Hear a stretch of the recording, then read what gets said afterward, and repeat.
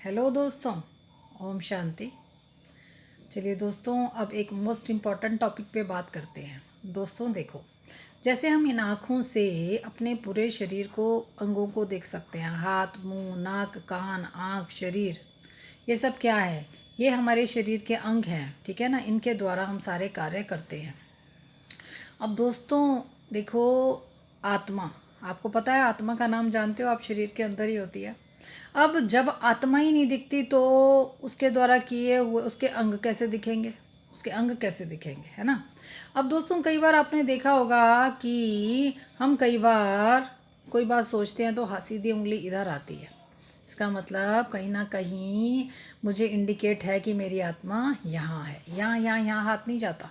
इसी तरह से जब हम कभी कहते हैं ना मेरे भाग्य खोटे हैं, तो हाथ ऐसे आता है, ऐसे ऐसे ऐसे ऐसे, किसी और जगह नहीं जाता, यहाँ आता है। इसका मतलब इंडिकेशन यहाँ होता है। और दोस्तों आपको पता है बिंदी भी जब हम लगाते हैं वो यहाँ लगाते हैं। इसका मतलब क्या है? डॉट, छोटी सी। इसका मतलब हमारी आत्मा का जो निवास स्थान है ना, वो यहाँ भ्रिकुटी के बीच में ही है, 1 इंच अंदर। तो दोस्तों जैसे अब आत्मा देखने में नहीं आती तो उसके अंग कैसे दिखेंगे? उसके भी अंग हैं। कौन कौन से फिर अंग हैं उसके? मन, बुद्धि और संस्कार, ये आत्मा के 3 अंग हैं। दोस्तों कोई भी चीज़ का जब हमें मन करता है तो अब उस मन के अंदर कोई भी बात आई तो उस काम के कई विकल्प हैं। अच्छे भी हैं और बुरे भी हैं। तो अब बुद्धि निर्णय देती है कि मन में बात आई, बुद्धि निर्णय देगी करूं या नहीं।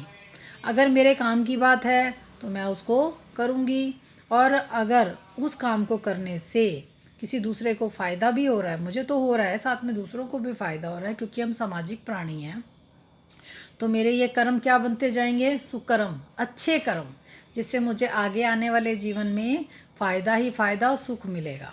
उसी तरह से अगर मन में कोई बात आई और बुद्धि ने निर्णय दिया कि ठीक है करूँ, लेकिन अगर मेरे इस कर्म से दूसरों को दुख पहुंचा तो क्या होगा?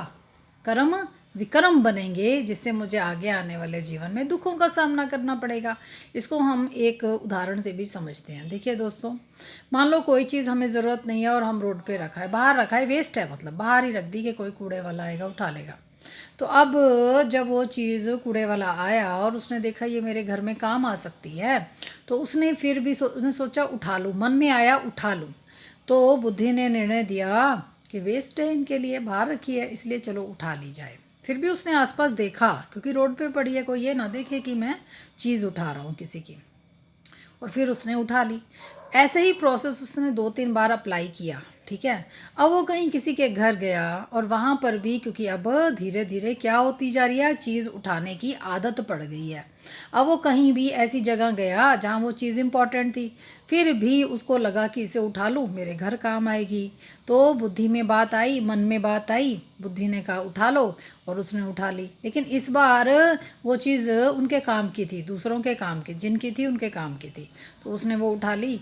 तो अब क्या हुआ, उसका ये कोई भी चीज़ उठाने का बिन पूछे जो आदत थी, वो क्या संस्कार कौन सा पक्का होता जा रहा है, चीज़ उठाने का बिन पूछे। इस प्रकार अब उसका ये संस्कार बन गया है चोरी का। तो इस प्रकार दोस्तों आ गई ना स्थिति अलग, ठीक है। तो इस प्रकार हमारे मन, बुद्धि और संस्कार 3 पार्ट हैं आत्मा के अंदर। चलिए दोस्तों, इसके आगे नेक्स्ट ऑडियो में बात करेंगे। अच्छा, ओम शांति।